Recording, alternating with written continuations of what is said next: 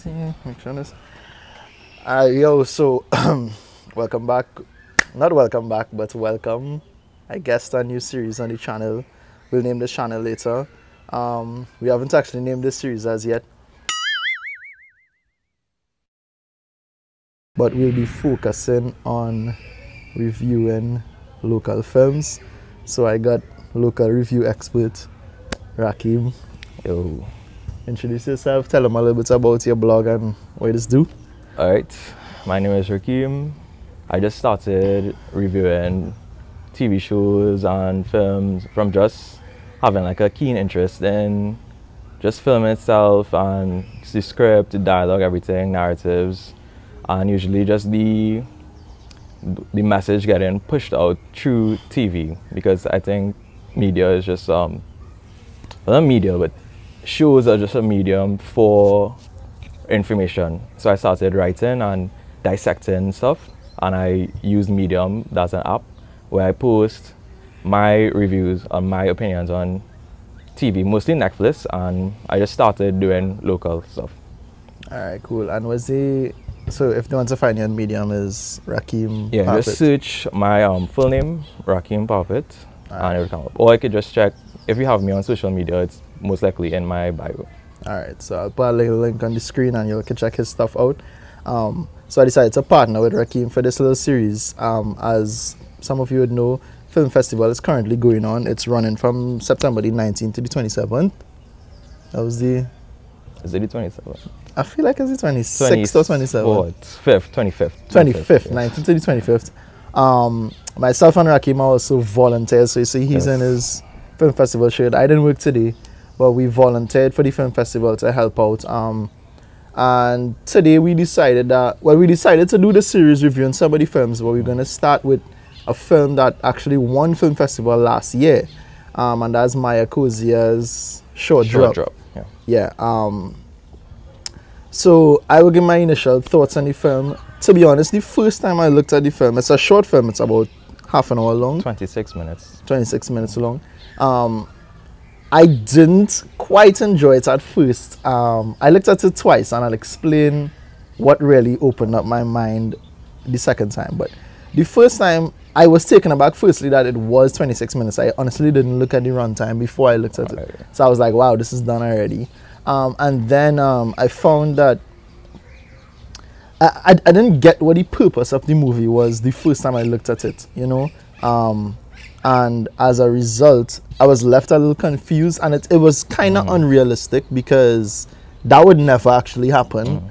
I wouldn't say that would never happen. Like, it may not. Because I just feel I travel sometimes, and every time I travel, like, I meet very strange, different people. Like, you would not believe, like, people like just starting to pray loud in a taxi, or a woman like complimenting like the driver and just telling other people jealous of her. Like, random stories always happen. So I think like you can't really say that would not exactly happen. But just the idea of how he is not actually a taxi driver. Well, yeah, that, and driving all over the country. Oh yeah. You know. But anyways, so when I looked at the film, and then I figured there was something I was missing, so I would look at it again, and then I understood what I interpret the purpose of the film to be, which was to show the vast diversity of Trinidad culture, and use a scenario like a taxi as, you know, like the pot for that. And when I went in with that lens on, and the second time I looked at it, I thought the film was excellent. And I think that they actually covered, I would say, 95, well, she actually covered, I would say, 95% of local culture just in that 26 minutes. So I really enjoyed the film. What about you? Well, on the first watch, I enjoyed it because I kind of had an idea of what to expect already, right? So I knew it was short, and I knew it was about this taxi, whatever, and you're just going to meet various characters. And to me, what it was that the taxi was just a vessel for like introducing all these different people from different walks. Like, it's just showcasing like the Trinidadian identity, the nuanced experiences that you get from different people. And you just, to me, why you said that you think it's kind of unrealistic, that the taxi driver just went on with it, right? But I think he kind of supposed to represent the kind of hospitality in of Trinidad people. Yeah. That's so I think that what he represented. And I think what Maya did was just show that how palatable our culture is in itself. Like the most mundane, authentic experiences can become something on screen. And it don't have to be the usual voodoo man, like any Caribbean character you see. Right. These extreme stereotypes. Like it had no Hollywood stereotypes, and it just shows that our culture like have so much like to the different like aspects to like, you know, to get into and to bring and to showcase and and I liked how, you know, it went from as one side of the spectrum for the taxi driver being a widower essentially, and showing, you know, that aspect of the culture, because there are a lot of old people who live like that, like they're by themselves, they have nothing to do, and they just wander. This repetitive routine every day that was just, you know, so this was something taking him away out of his routine. And then it moved into the lead character. I believe her name is Janine Lee Kim. Correct me if I'm wrong. But yeah, and you know, she was playing the role of like an outside woman, more or less. And then he gave a story of outside woman, was a politician. I mean, and to me that was kind of mirroring a real story. And then it went into the whole thing with the cross dresser in the night, which I think right before that cross dresser, we met the two schoolboys. The schoolboys, And to me, like the dialogue between these two people was just so authentic. Like the schoolboys and the character's name was Shanice. Right, Shanice, And it just seemed like they were like almost siblings, like you know, with each other. And the comments on her hair, those things, like you hear those things every day. Like if you walk down any busy street and thing, like you get those kind of things now. So it was very realistic. And then I liked how she didn't only use the cross-dressing character to represent that community, but also kind of represent a class, like an upper class person. You know, and like how she judged just going to the neighborhood to drop Shanice home. She was like, I don't deal with that hill. He was like, I don't deal with that hill. And then when they went up in the area, you saw like, you know, and I experienced this firsthand. They're just regular boys. They helpful. They help push the man calm the hill. And they like telling Shanice, you know, you think you know us, but you don't. And that's the thing, the reasons for joining gangs and thing like these is like a lot of socio reasons into that. It's not always about wanting to be a bad boy. It's not like I just don't want to do this, right? And then like it also gave you an insight that these people who we saying like, you know, they are bad boys, so they living in these areas. He was breaking down to her like how some of the crime and thing that we have, it's like the politicians or the higher ups who are responsible for it, is they who bringing in the guns and whatever. And they, so, you know, it's showing that these people we think dumb or probably don't know what's going on have so much knowledge. So it was really, you know, it was so good. It was so good. And then in the end, when they went up on the hill, and the view. It was all about the view and that moment of clarity. And they asked him, you know, well, you know, why it is you did what you did today. And, you know, he was just like, it make him happy. And he knew that his wife was there with him. And it was a nice tie-in to the film. So and I think that ending with the view from there as well, showing how like beautiful it was to kind of show the contrast in like your idea of the community and then something's this good from this spot. Like you don't expect anything good from there. And then you see this view and it's just surprised, like the you know, the cross-dresser being so surprised. And you know, some of the pros of the film, I was apart from those stories, I found generally everybody's acting was good. You know, it wasn't, you didn't feel any sense of this person is trying, especially the two schoolboys. The chemistry between the cast was just really good. I think it was easy to digest. It was just no like acting, like you can tell it was acting, right? It just felt like there's a real it felt like a camera was just in an actual taxi, you know. So and I think just the Bartholomew as the driver, I think his acting was just you know, I on found another out level. I found out the other day that that's a good friend of mine, uncle. His name is Albert Laveau. That's his real name. And that's my good friend Kadeem Laveau's uncle, and apparently this is what he does, like he acts a lot and he's into film and stuff. So that could have tell, like he seemed very seasoned. Yeah, I didn't feel like I was looking at an actor. I felt like I was looking at a legit grandpa just doing what he does. Yeah, what he's normally do. Yeah. Any cons about the film? Anything you would complain about?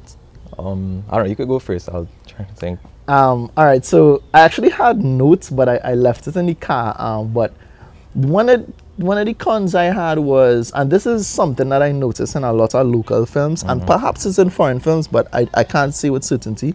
When there are these moments when filmmakers try to show that things are far apart, right? So they would they would show one scene here, and they would, in the dialogue, explain that they're going to somewhere else, and to show that it's far, they kind of do these cut scenes of a car driving down a long road or whatever, right? Yeah, so she was like, I'm going to Chaguaramas, and now drop me back home Belmont. And then there was a scene with the car driving down Maracas Road. Maracas Road, yeah, and I was like, well, it makes no sense. I think that is something like you'd probably find in every type of film, right? Like it's just the idea. Like I don't think, if you don't actually know a place, you wouldn't know, right? Yeah, that's what I'm saying. Like it probably happens. Yeah. But to me, like I would just not really put it in. Like there's no, I don't really see the need. I think the need was just to get the imagery, the scenery, just that drive, just to showcase a little, like the country a little bit. I think that is probably why I should want to include that road. Okay. And the other con that I found was I didn't quite understand why Bartholomew got home the next morning. Like when he got home the next morning, it was like the sun was out. Right, yeah. So like, what was going on? Yeah, that's something too. Because the film started like in the first scene when he was on Charlotte Street. Yeah, so the clock on the car was 4:32 p.m. Yeah.